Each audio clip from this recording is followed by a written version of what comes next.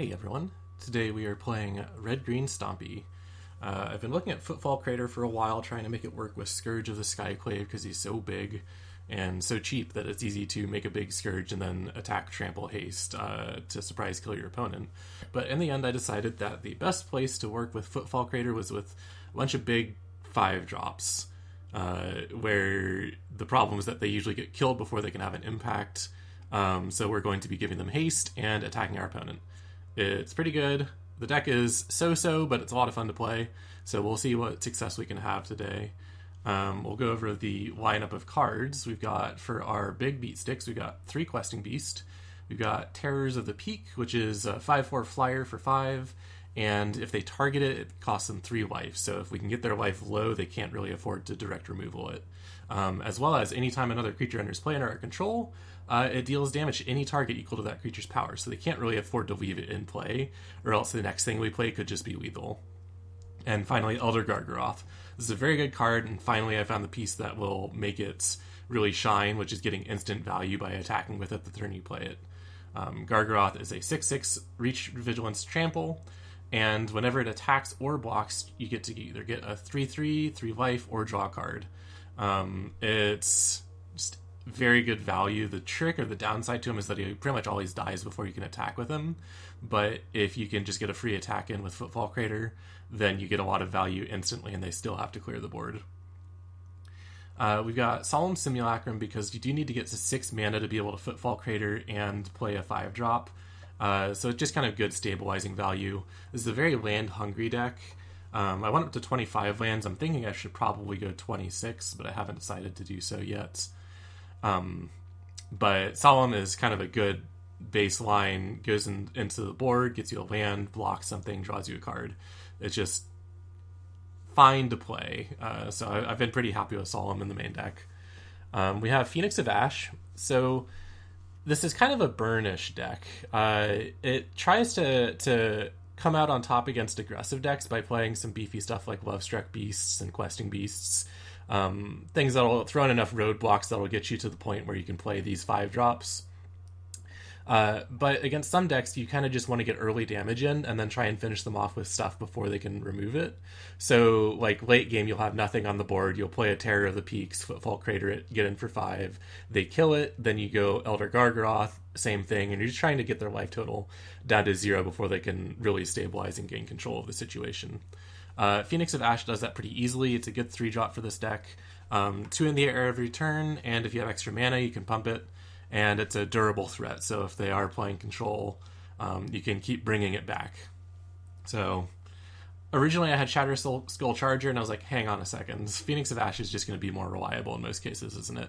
And the answer is yes. Unless you were playing a deck that tops out at Shatter Skull Charger, you don't really want to play Shatter Skull Charger because you're going to have to replay it every turn. And if you're not replaying it every turn, you might as well just play Phoenix of Ash. So I was very big on Shatter Skull when it first came out, but I think I have not been thrilled with it, and I haven't played a lot with Phoenix of Ash, but I'm thinking Phoenix of Ash is kind of just the better card. It's more persistent, less mana intensive, and has a higher top end potential. So I've really liked it so far. We got Lovestruck Beast. You'll see we are playing Great Henge, and pretty much any deck that has Great Henge wants to play Lovestruck Beast. It just very easy facilitator to getting Great Henge into play. Plus it throws out some early creatures and then a big creature. This is basically our best card against red aggro because it's a roadblock and then it's a big roadblock. Plus, 5/5 Hasty Trample with Footfall Crater is a pretty good deal for 4. If you can get that 1/1 token in play. There aren't really any other 1/1s in here, so we put in Elysian Caryatid. This is going to help ramp us quite a bit because most of our creatures are 4 power. So you can play Terror of the Peaks, then tap Elysian Caryatid for Footfall Crater mana, that sort of thing. It really helps accelerate us up there. And if you're just shy of like Great Henge potential, playing a 5-drop and then Elysian Caryatid will usually get you there. So very, very good, and lets you attack with Lovestruck Beast. Footfall Crater, I mentioned first, but I didn't read the card. It is an enchant land, and that land can then, for the rest of the game, tap to give a creature trample and haste. And if you draw 2 of them, you can just cycle it away for 1. It is very, very cheap to cycle, so I'm pretty happy with it. It's a very aggressive card, and you might think that you want to put it in a like red aggressive deck, but it seems to be a lot better when you're sending in a lot bigger threats. This is good protection against board wipe sort of deal, where if they clear the board, you're like, fine, all the rest of my threats have haste, so you can't afford to just cast a Shadow the Sky and think you're safe next turn. I like it. I haven't found a lot of success with it, but I think this is a good deck for it. I guess finally we've got 3 Kazul's Furies over here in land slots. This is just so that you can throw a creature for the last few points of damage. I haven't made a whole lot of use of it, but it's really not bad. I said we were up to 25 lands. I do have 4 Fabled Passage in here because I'm also running Klothys. And Klothys is probably the card that I am most likely to cut from this. It's kind of a win more card because it requires you to have high devotion counts in order to turn it into a creature.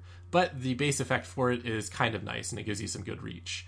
So this is a 4/5 creature for 3 that's indestructible, but it's only a creature if you have 7 or more red and green devotion together.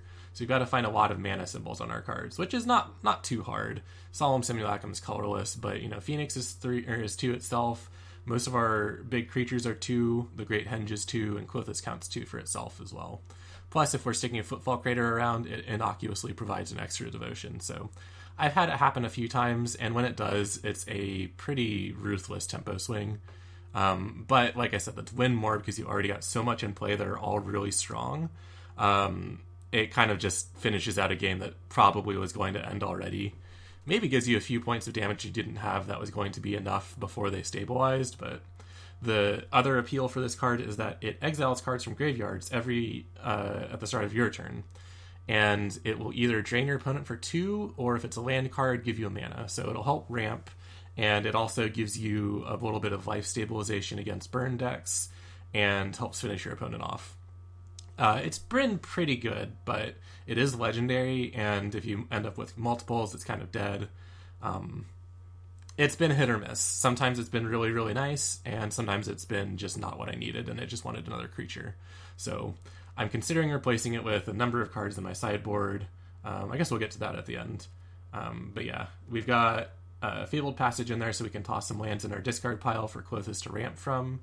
I got 3 Temple of Abandons, 4 of the Pathways, and then a smattering of basics. It's been okay. The deck has a little bit of color issues because it does want doubles of both blue or red and green, as well as Footfall Crater goes on one of them, so you don't always have the colors you need. However, once you've got Solemn or an Elise and Carry added in play, it is not so much of an issue. So I haven't struggled too much with colors, but it was at the point where I needed to add those Temple of Abandons as duels.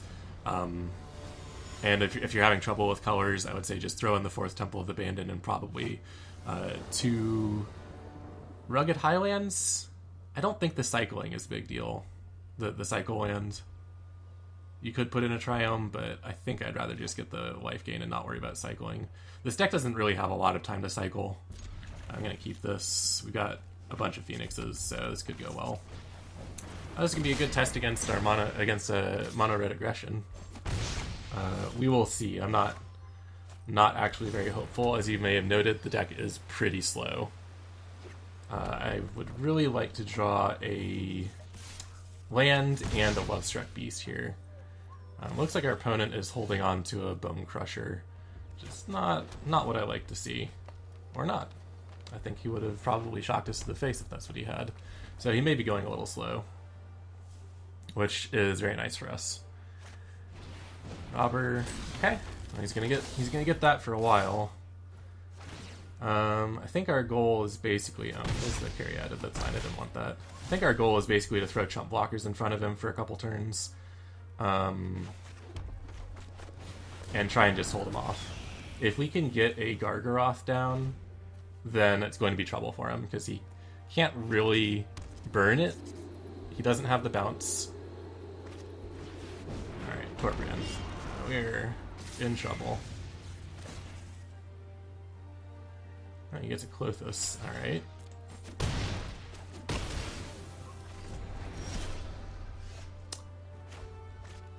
Get the green here, and I am not certain.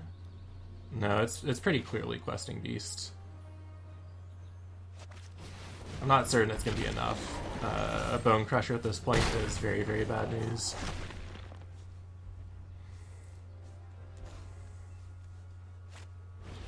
Yeah.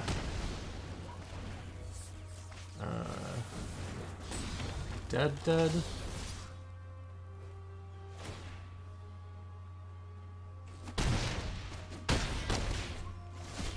Pretty much. And we didn't get a land, so we can't Gargaroth, so we'll concede. Torbrand's too good.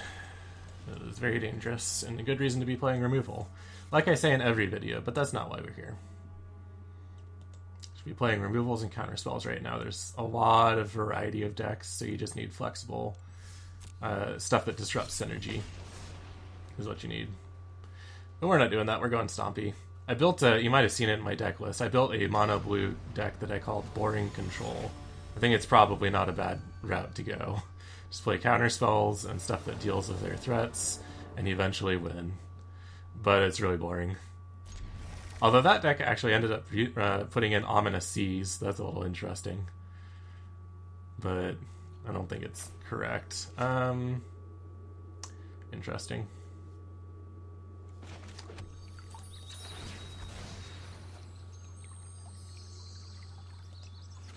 I could go turn 1 token from Lovestruck Beast, but I don't think it's necessary.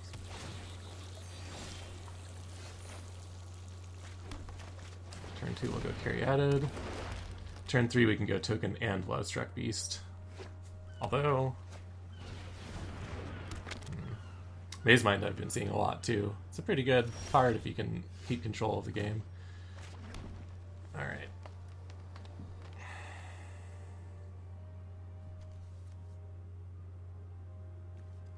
Don't really know what he's playing at all. This colorless is probably some kind of like Ugin / colorless artifacts, but he's also got Unknown Shores. The Shores is probably just a colorless land, actually. So this is going to be like a Forgotten Monuments deck, which is really interesting. Which means what we need to do is beat him down pretty quickly. Which I think we can take a good stab at. I would like to see a Footfall Crater right now. That would make it very easy for me to put the beatdowns on.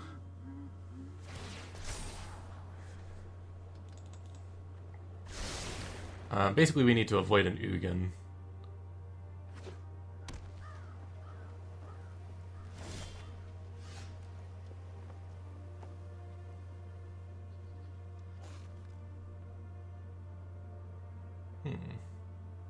Klothys isn't great for us at the moment.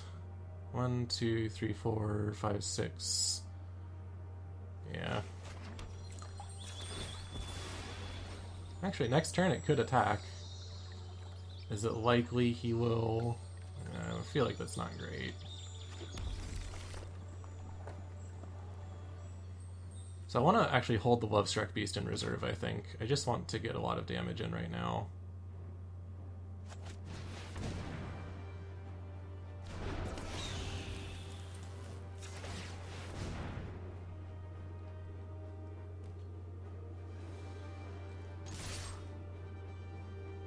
Go for 10.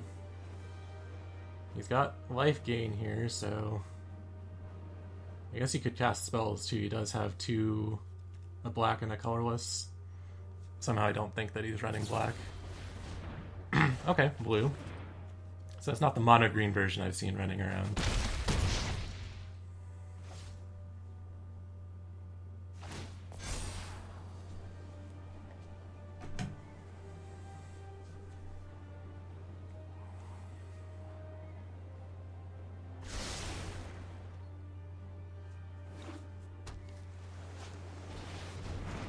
Solemn, so this is definitely colorless build with something.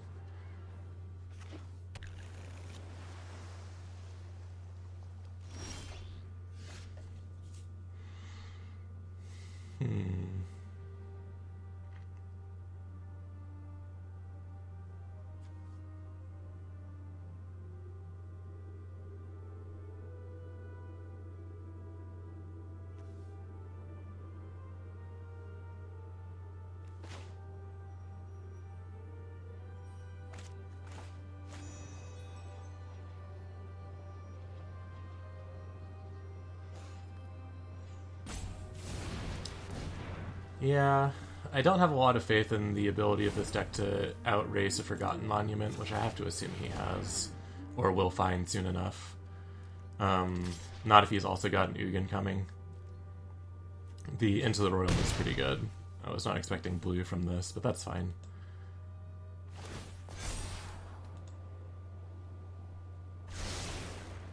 If I can deal with his one Ugin and he doesn't find another one, we might be okay, but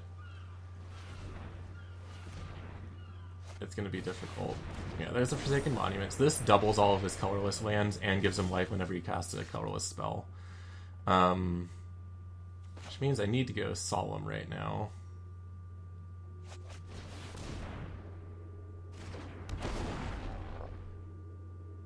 And next turn he's going to Ugin. Do I want green or red? I think I want red. I think.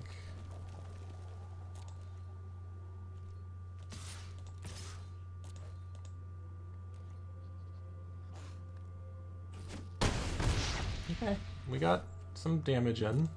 So you're going to go up to 10 off of the Monument. 12 from casting Ugin.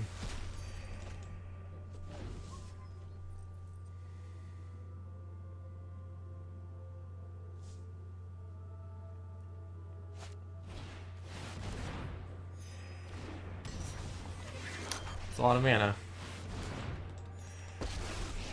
Cannot wait for Ugin to be gone, but that's going to be even longer than Uro.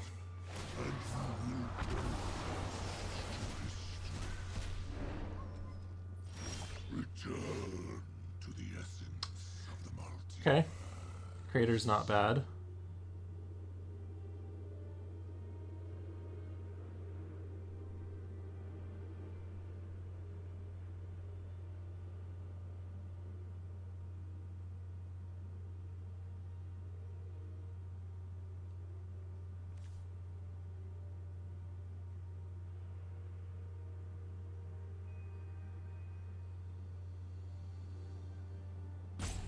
I'm trying to decide how to get a hasty attack in, and I can't. I think Terror is my best option, and hope he doesn't have spot removal for it. He's going to, though. He's playing Into the Royal. He probably is just going to take control of it, actually. Like, Rain or the Wool Mage's Domination. I could go Klothys. No. I need more land is what I need.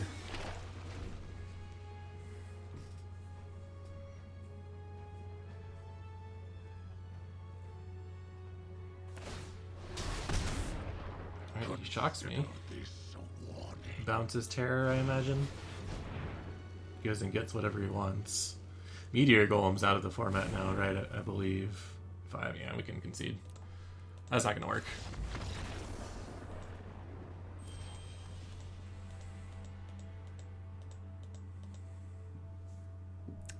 A bit too slow. This deck was supposed to have enough mid-range to actually deal with the crazy top-end stuff, but nothing beats Ugin.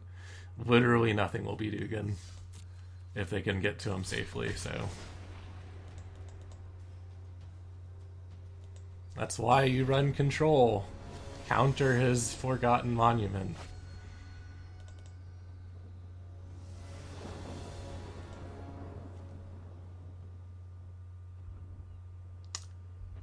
Not a great hand. Not terrible either.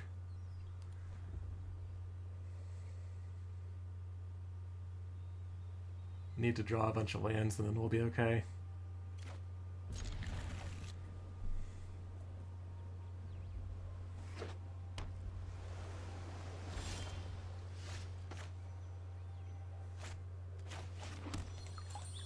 Instead, we're getting double Great Henge. This is legendary if you never noticed, so you can't stack them. You can't play 2 Great Henges.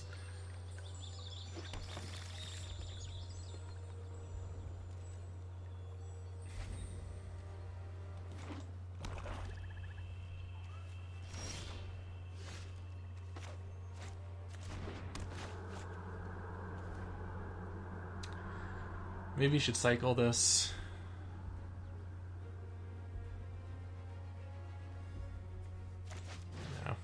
And the reason I say no is because our opponent's playing blue-black, so they've got heavy response stuff. I want all of my threats to be able to punch him in the face. If he's playing a control mill deck, then hopefully I can stick a Klothys next turn. If he just goes like Vampire Nighthawk right now, then I can play Klothys. Alright, he's not giving me anything. I don't know if this is a counter spell. A lot of the good 3-mana counter spells are double blue, though. I don't see people running... Yeah. Could be... Yeah, it could just be Mystical Dispute. I'm gonna play it. There's a lot of good flash here, so even if he counters it, then I get something. Okay. Oh, that's pretty good. So he's probably just gonna bounce Klothys with Brazen Borrower, I imagine. Or maybe he's just gonna go an aggro beatdown method.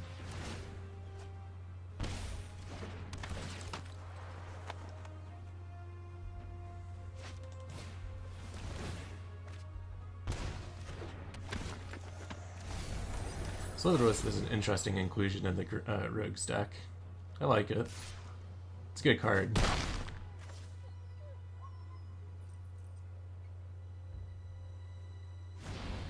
Yep, there's Brazen Borrower. We're probably dead. We didn't draw a land, so we are almost definitely dead.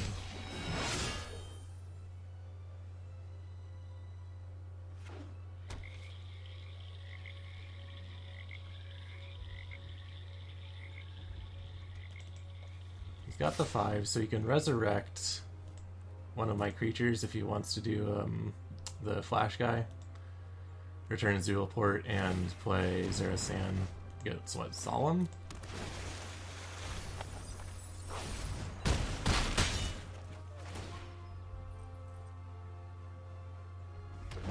Okay.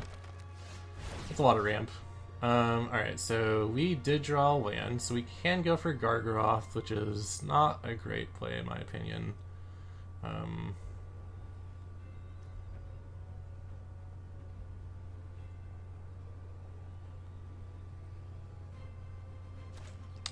gonna get rid of the Phoenix of Ash because I think that's what he wants to take with Zerasan. And we need to ramp some more. I don't have a lot of faith in this deck's ability to come out on top here. So he's got...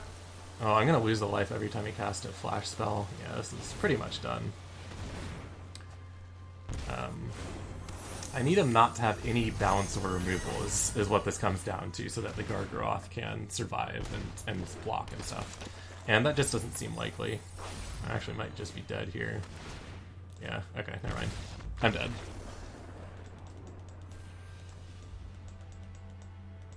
Interesting. It's a lot of mana.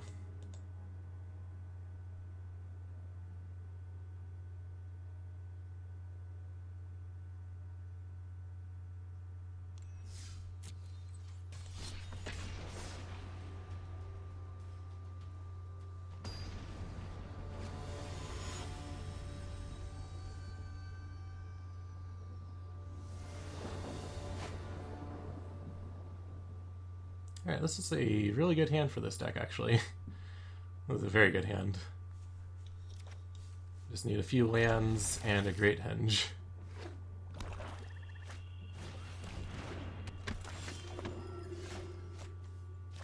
Archfiend's Vessel usually is some kind of trouble. It's usually in the Cleric life gain deck, so he's going to play a Plains and that Cleric of Lost Hope or something like that. Okay, so we're going to discard a card. We're going to get rid of one of the Caryatids.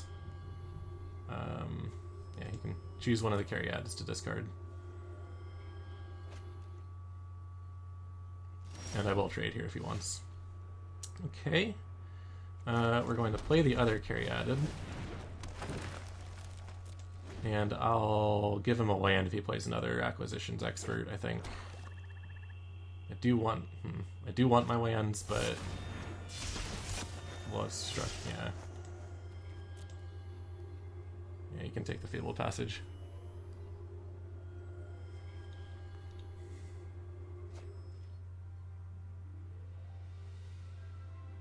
Okay. Now if he follows up with like a 1 mana removal on the Caryatid, I'm kind of hosed. But he did not. So we will activate ability. And I guess we're getting green? Really not sure about that. So we've got a Love Struck. I'm not sure where this game is going. He's playing double Acquisition Expert, so I'm assuming he's got something kind of expensive that he wants to finish the game out with. Nightmare Shepherd? Okay, so I better get my stuff in play now.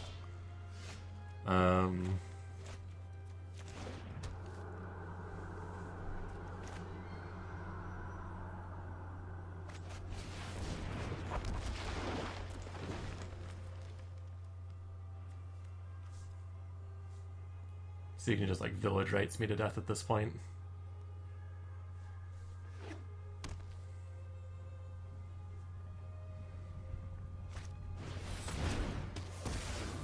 Okay. Could be worse. Honestly, if you had turned one build and had done that on the Caryatid, I would have been pretty unhappy. Okay, do I want Gargaroth or Terror of the Peaks? Because I can't have both. I think we're just going to go with more Gargaroth. I presume he will then remove it, and then I can play Terror of the Peaks. Which is probably not actually the way I want it to go, because that requires me to draw more good cards.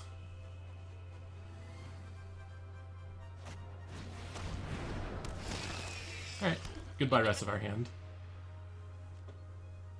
Presumably. Nope, he gives me, weird, he gives me a chance to play cards. Still think it's just Terror of the Peaks, though.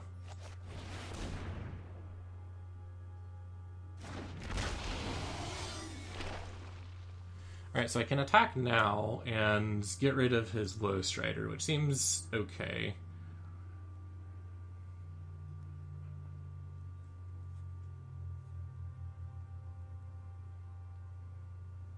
I've got Tramp. Yeah, I think attacking with the Gargaroth is the correct play. We'll make a 3/3, and then it'll deal 3 damage to the Low Strider.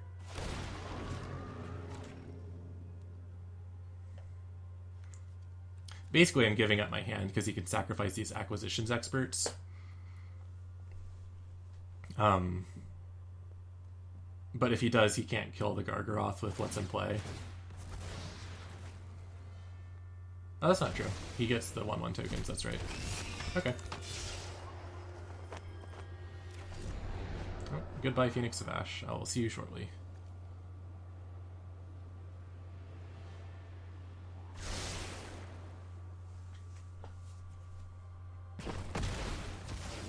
Alright, he did want to get rid of my other card because he knows what it is. Oh, he keeps his Low Strider, of course. I remember how this game works. That's right, it costs him an awful lot to kill this Gargaroth.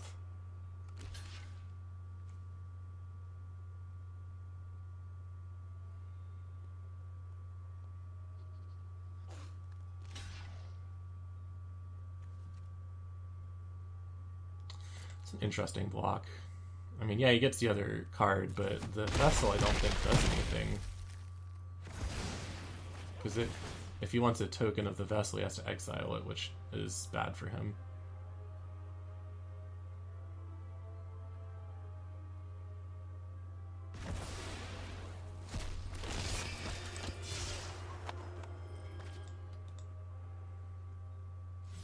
Maybe he's got his Recursion on top. I didn't look to see if he's left his Scry card on top. Maybe he's just going to get a 5/5. No, Lotus. It's a pretty good card.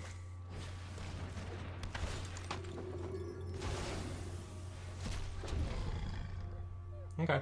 Well, I just gotta live with that. I think I can, though. I think what's gonna happen is if I... 1, 2, 3, 4, 5... I need another mana. I need a land here.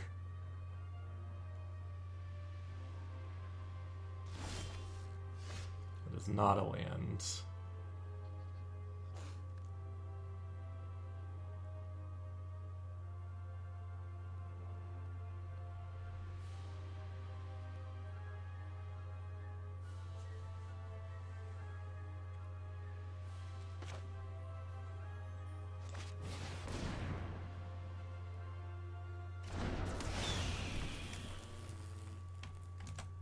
Oh, I'm not thinking. Alright, so I target him, and then I didn't see what color I tapped it for. It's covering up my stuff. And then I make it a 4-4, or 4-2. Now I don't need full control. Okay, cool. And now I attack with the Gargaroth, and I make a 3-3. And we kill Lurrus. And he's got a 5-5 flyer, and that's about it. He's got to trade it off, I think, right now with... Okay, he lets me keep Gargaroth, so... I guess he's going to rely on his Locked Lane top decks to try and get back in here, but that seems pretty rough to me. Drains me for a bunch. Not enough, I don't think.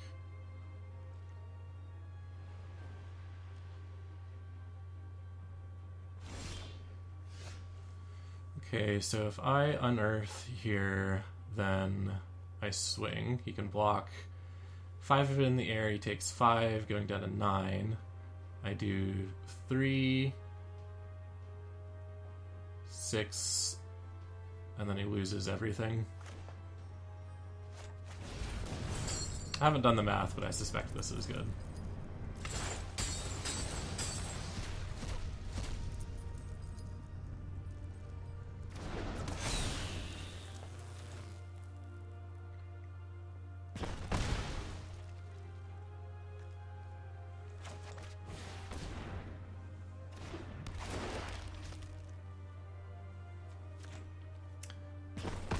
Maybe should have pinged him there, but I think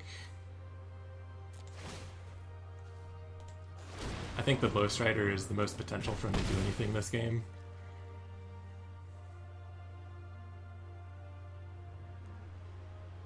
Oh, also I should have just done the 2 or 3 damage from the Phoenix and the token onto the flyer there. Still getting used to this deck. It's not often that I see a board like this, but there you go. It's the combo of all the big creatures is kind of overwhelming. I think the key with that match is that we had removal because we were playing Terror of the Peaks that let us kill the things we needed to kill. So, as I've said before on this show, you should play removal cards. And also big beefy things that are threats, because that's how you win the game. So we'll go some more matches and see if we can pull out some games. This is questionable, but I have faith in Phoenix of Ash, I think. I don't know if I should, actually. Compared to the Lurrus deck, no, this is going to go terribly. I don't think that's going to work. Yeah. Actually...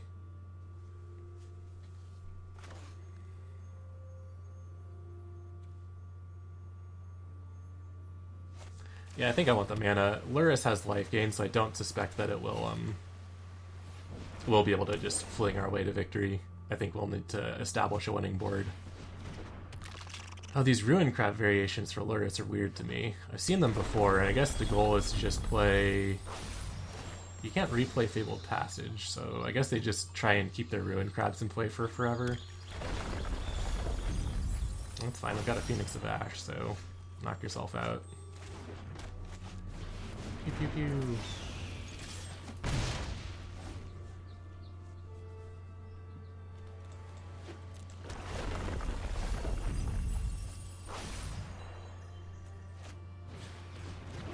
Not a wind robber.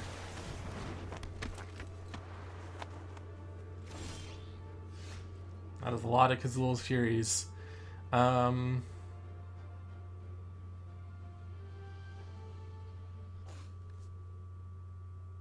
I want to play the Fury now.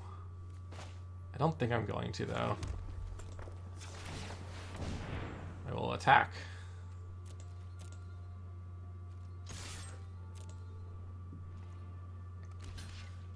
Yeah, seems legit. I have trample. So 3 damage in for me. Next turn I unearth it with a 3/3.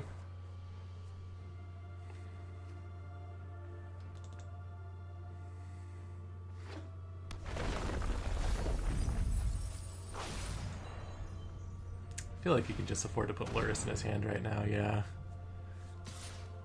And just keep replaying the Wind Robber, I guess, is his plan. Alright, well, that's something.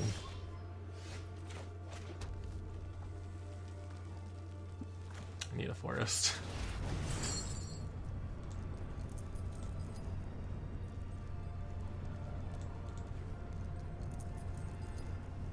I need to take out the things that are most dangerous to me if he revives them. No, he can't play Zarasan because he's playing Lurrus as the commander.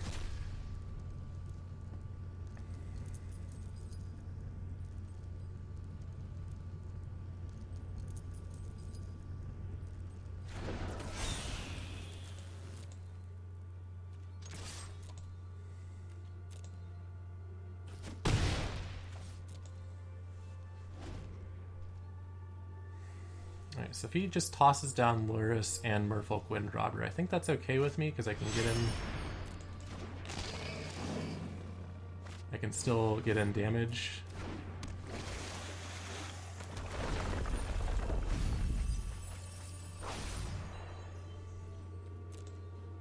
I need to fling Kazul at the Lurrus, of course. Alright, still at 30 cards, so that's kind of okay.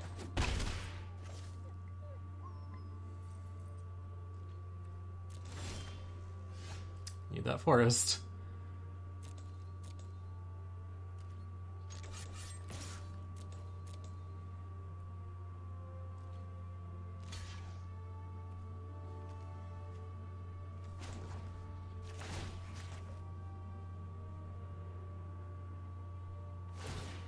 Yeah, he just sacks it. That's fine. That's more damage for me. Very nearly have him dead, actually.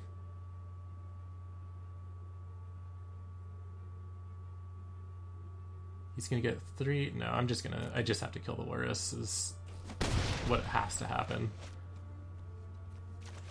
There are many times, by the way, when I've tried to cast Kazula's Fury and accidentally played it as a land. It's crushing. Alright, well, he's still got a fistful of cards. I don't imagine... Oh, I mean, 30 cards is a lot to go. Alright, goodbye, Phoenix. Now I definitely need to draw that forest. If I draw a forest, 3 Elder Gargaroths is a tall order to beat. Could do it, but let's see. Another Fabled Passage.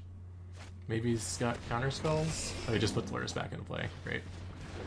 All right, give me a forest.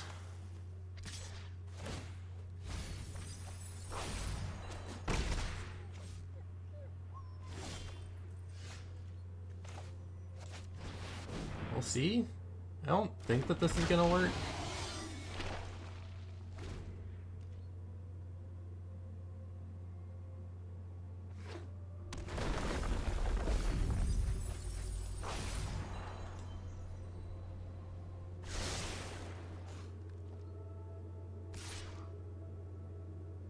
No, can't block.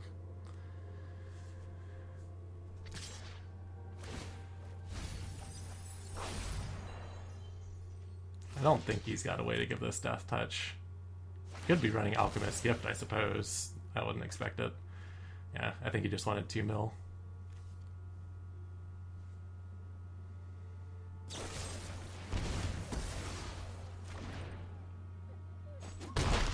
I'm not done yet.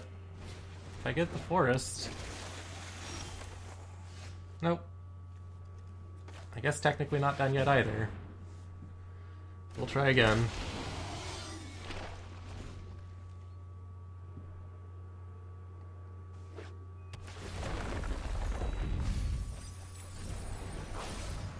I wouldn't be surprised if he has the last cards, though. The Cacophony is a 2-drop and is very easy to play here.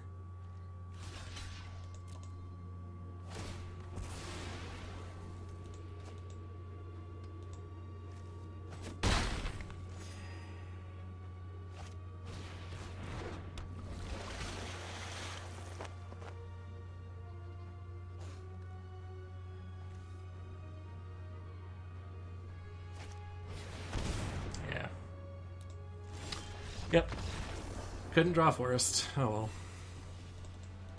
Had I had it, Hasty Gargaroth would have probably ended that. The trample on it is just overkill.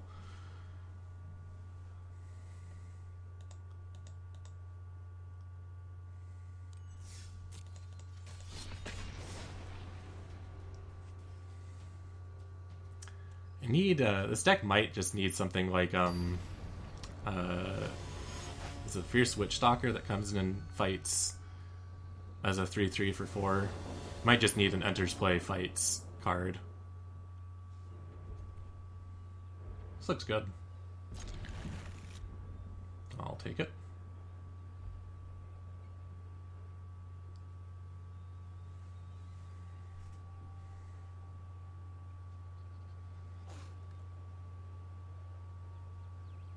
I want like one more land right now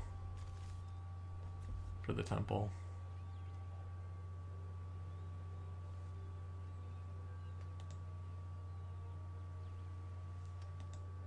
Is this that Secret Lair Rats sleeve? No, that looks like a Gruul logo. Alright, what do I got? I don't want to carry added. One is enough.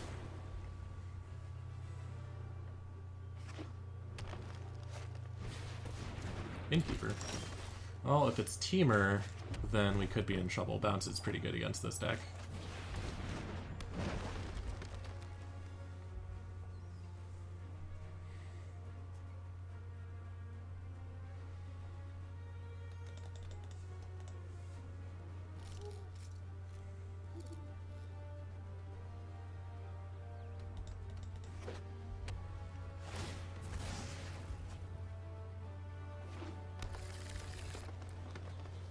Mono green? Maybe he's got a bunch of blue in his hands and he just wanted to play it now. I don't know. I'm guessing this is going to be a Love Struck Beast right here, though. No? Okay. Alright, so we're going to cycle one of these Footfall Craters. We're going to play Kazul's Fury as a land. Let's see. So I cannot...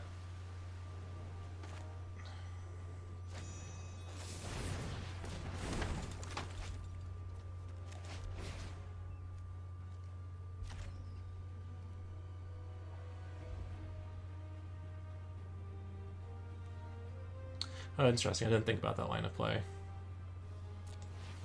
Sure.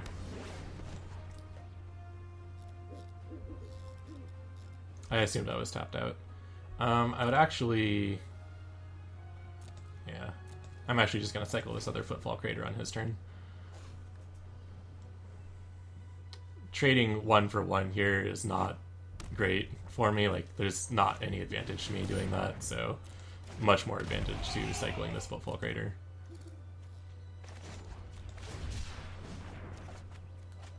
Thought about putting Mammoths in this deck too. Okay, so we've got...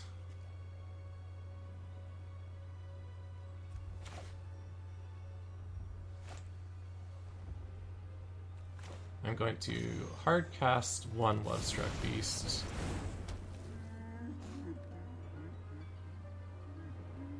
Oh, I had hardcast the wrong one. I am very sad now. This turn is significantly worse. Ugh.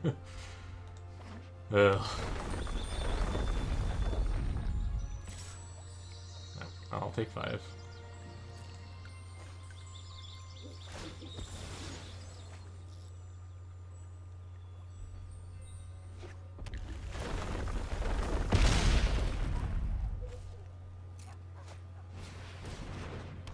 Ooze. Okay.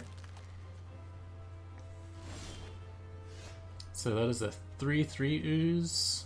No, there are no creature cards in the graveyard yet. So if I terror, I don't have the mana to terror, and this is all of my mana. Yeah, I think that's still correct.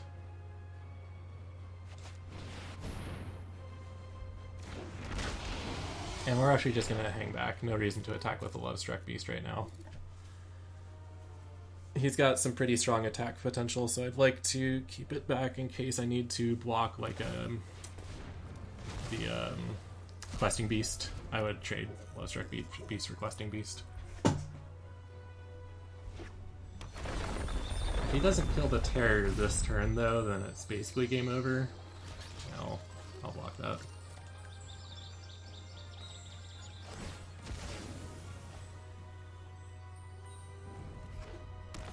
This could be the green inscription right now, which would be pretty good.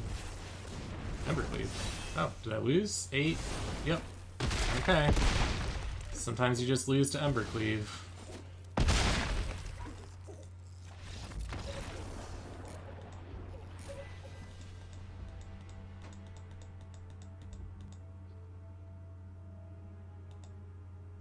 Wasn't expecting Embercleave, but with the Edgewall Innkeeper, I guess I should have.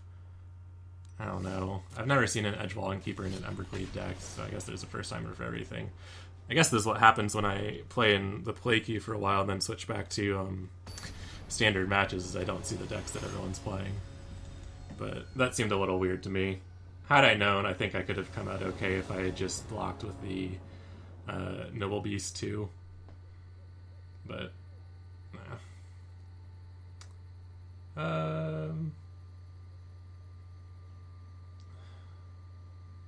This is an alright hand.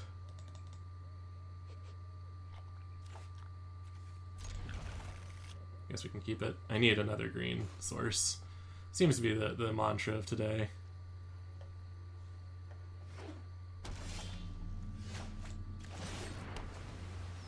Terror's good though. Playing against more green-red.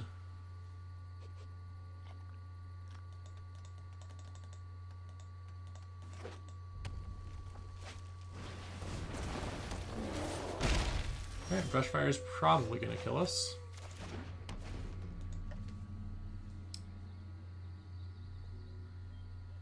But Klothys might save us. Draining 2 every turn is pretty good if we can just get some stuff down on the board.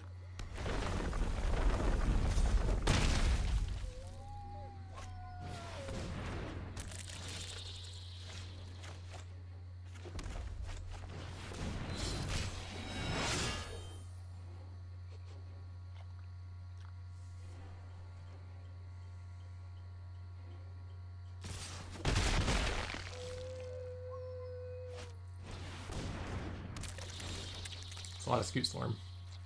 Okay, so he's kind of stuck on lands, it looks like, which is the best news for me.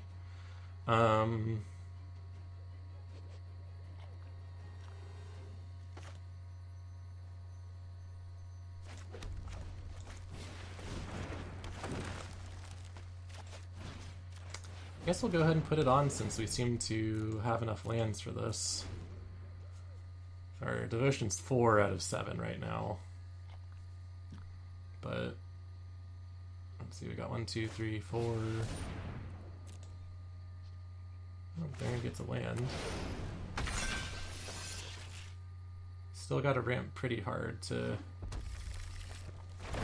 get up to 6. Not that hard, but it's something.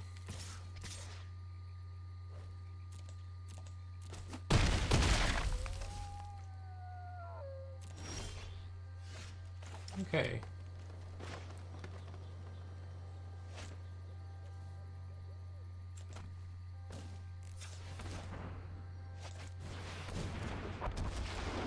Alright, let us witness the might of a fully functional Elder Gargaroth.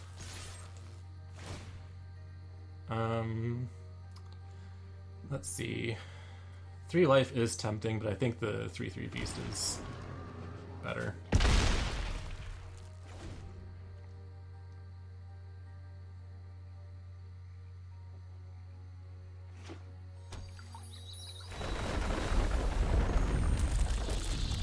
Nice.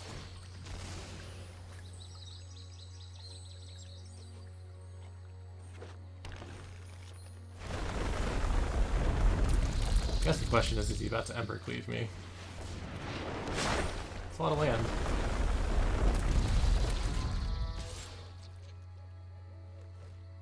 Doesn't have trample, so we're just going to chump block.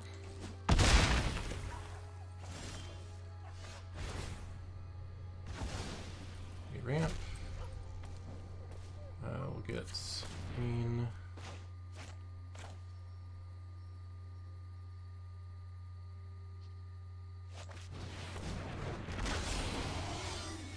Ayasha's pretty gross.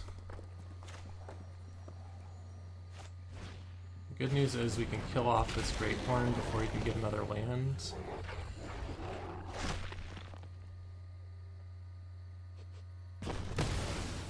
Oh no, he's got one there.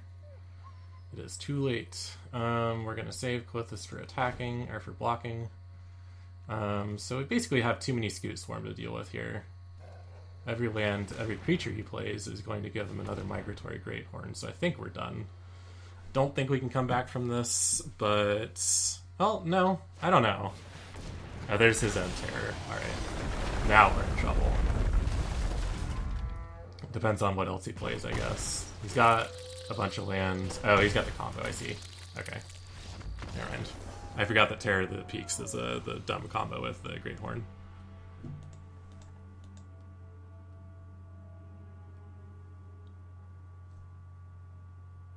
Once again, a deck that could be disrupted by counterspells.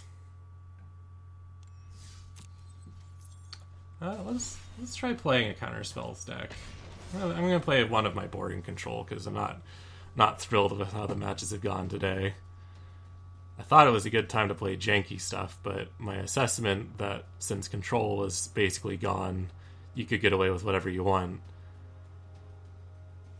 I should have taken my own advice and played control to get rid of the players who were playing whatever they want. So I guess my next deck is going to have to be something interesting that disrupts the opponent. I guess it can be something card discardy. Don't really like this hand. I need another land.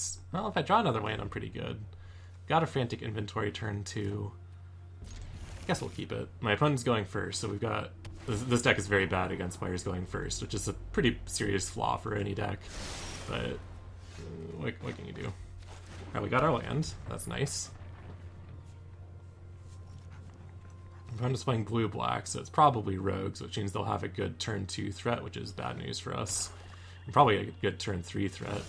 If we're lucky, they're just playing counter spells and won't have their flashy Dimir friend. I'm not really counting on it, though. I'm going to guess he's going to play that Soaring Thought Thief. Oh, he's going to get Frantic Inventory himself. Cool. It's a good time to Frantic Inventory. I think I'll do the same. He does not have a 3-drop, so we might be able to get into the 3-mana counterspell range relatively unscathed. Alright, can we Frantic Inventory ourselves? If you would like to counter it, you may. Oh, he out Frantic Inventoried me for sure. Alright, a little Castle Vantress. Alright, so we've got Didn't Say Please, Neutralize, and Whirlwind Denial at 3-mana counterspells. Omen of the Sea if he doesn't play anything important. The trick here is that if he's playing flash threats, then taking time to cast draw spells will give him the opportunity to play like a Brazen Borrower right here. I'm going to go for it, though. I think he's holding up counterspell mana. Alright, he's going to go get another Frantic Inventory, I guess. We'll just have to live with it. Seagate Restoration. Actually, I just want both of those. I'm not used to wanting lands all the time, but that's cool.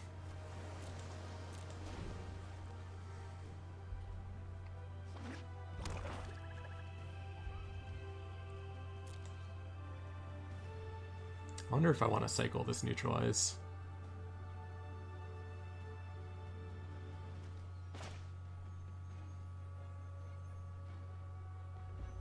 I don't think so. I think I might be able to just out-counter him.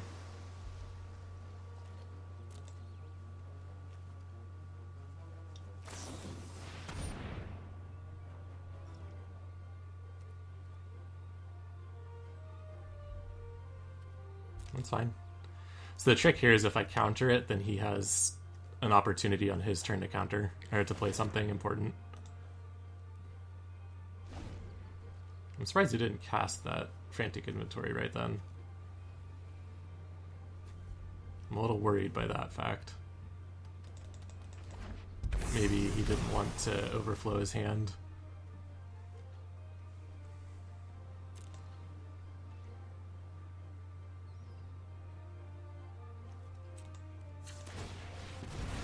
maybe you didn't want to run into the counter spell. So you can Frantic Inventory now if you'd like, which gives him a pretty good card advantage, which is not good for me.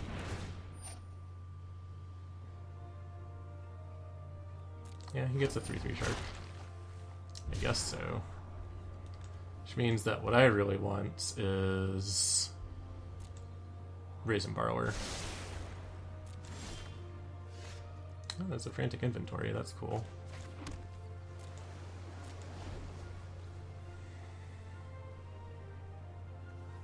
So he got the jump on us with his flying threat. We're both pretty even on hand size. I am going to counter this one.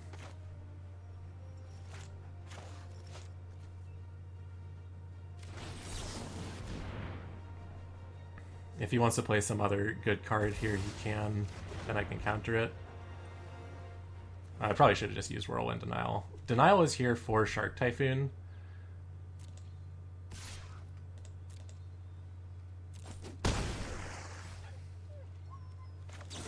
We'll go for an inventory.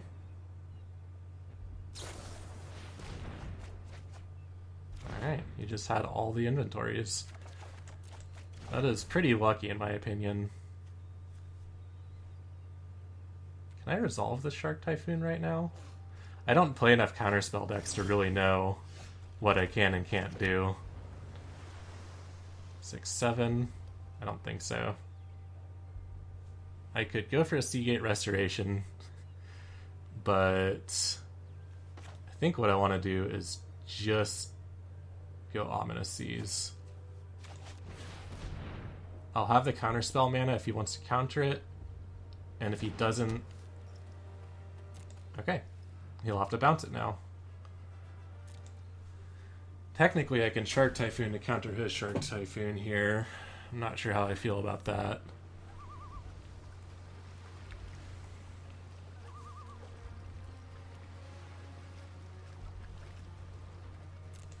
I know how I feel about that. I don't want to. As good as it is, I'd rather Shark Typhoon for 4 to eat his shark. So I'm letting my shield down here because he might play a flash threat, but that doesn't seem to be what's happening. I don't know what the black is in his deck for yet. Heartless Axe, he's got a bunch of removal. He's got the card advantage to pull it off. Like that 4 Frantic Inventories was pretty sad for me.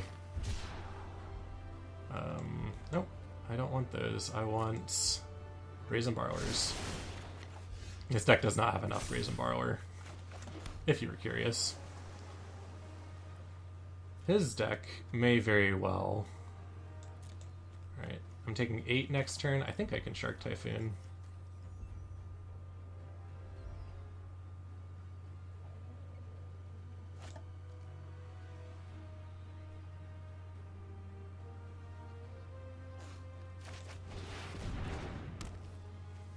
I'm gonna go for it.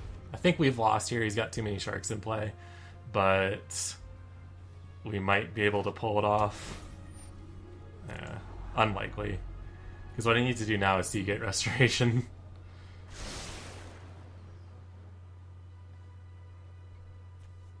Brazen Borrower actually would get me there. If I can find a Brazen Borrower, I think I'll be okay.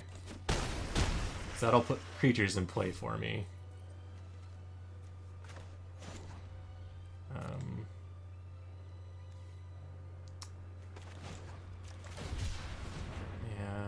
So this lets him know he can Brazen Borrower my Shark Typhoon right now, which he may do. I could have kept it up to bluff, but I really don't have anything, which is the real problem here. Okay, so I can Frantic Inventory, which is cool, but not enough. Well, actually, I think that is exactly what I needed. Because this gives me counter spell mana. So I'm going to pass turn.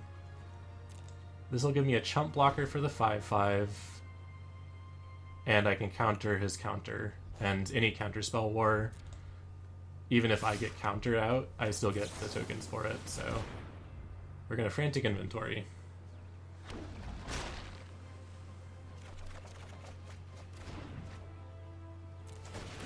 Okay, those are really good draws. There's the Brazen Borrower I need, so we may have done it.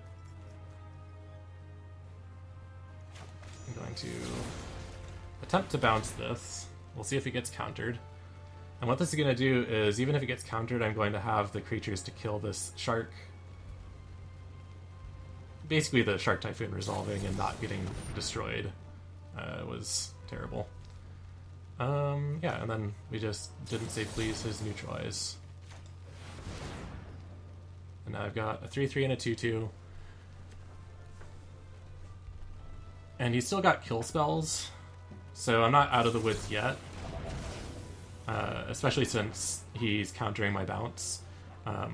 But that was a good chunk of his cards, and we get to Shark Typhoon. I think I'm still okay. I get... yeah. This is the safest.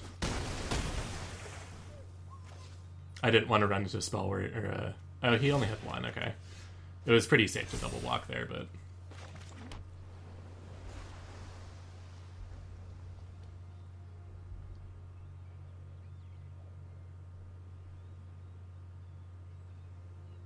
Seven, 8, 9. Need 10 for this, so we're just going to cast... we're going to cast Shark Typhoon. Because it's a good spell. Alright. If he tries to cast something, we can Whirlwind Anal for 2 sharks. If he doesn't cast anything, then... let's see, 1, 2, 3, 4. He can pay it. Will we get 2 4/4s? And he'll be tapped out? Yeah, I'll just go ahead and cast it. Ashiok's pretty good, but I don't think it's good enough. He'll be tapped out.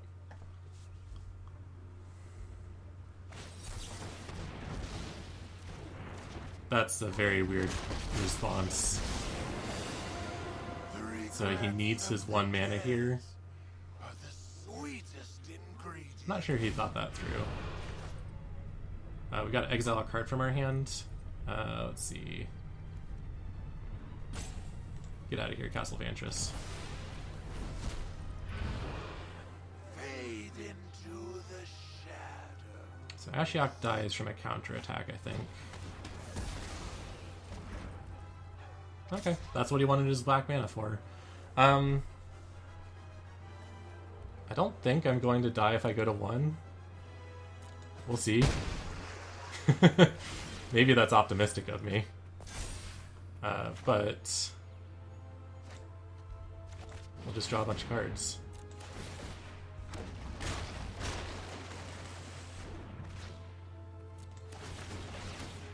Put a bunch of counters on Amasis. We'll place the Windy Visions. We'll attack here. And now we've got a lot he's got to deal with. He can't kill all of our stuff because I can just create 2 more tokens to chump block with. And I've got Ominous Seas 8/8 coming at him, which he can kill, but it's a problem. Of course, he could just tap out, or like just play like a black card that drains me 1 life. That'd be kind of hilarious.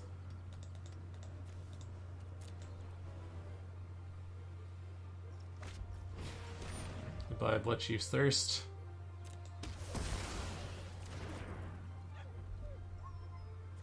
Looks like he's gonna play to the maybe he just doesn't have a card thing.